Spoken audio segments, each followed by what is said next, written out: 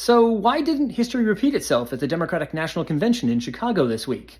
You probably saw a lot of articles and heard all those pundits that were pointing out all those parallels between the Democratic National Convention in 1968 and the DNC in 2024. First, let's state the obvious. Both conventions took place in Chicago.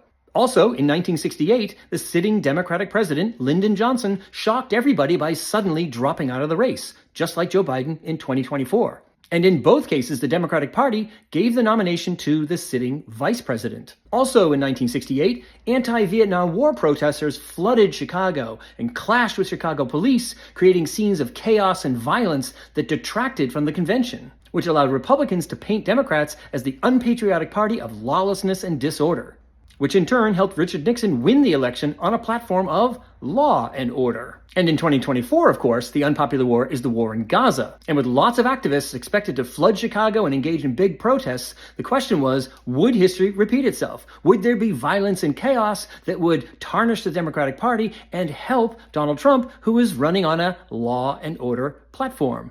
Some networks, like Fox News, really leaned into this narrative.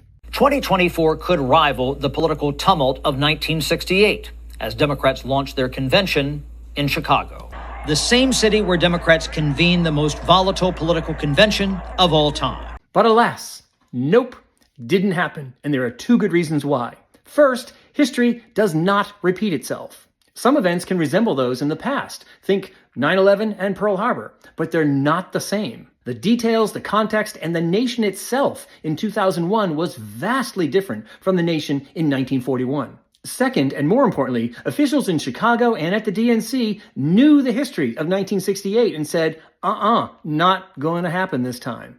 And so they went to great lengths to contain the protests and to prevent the Chicago police from attacking the protesters and triggering riots and chaos like they did in 1968. So history did play a big role this week in shaping how things turned out in Chicago, but not by supplying some sort of template from 1968. Instead, the history of 1968 shaped the policies and the actions of the people in power in 2024. Hence, a very different outcome. Sorry, Fox News. I know you really had your hopes up.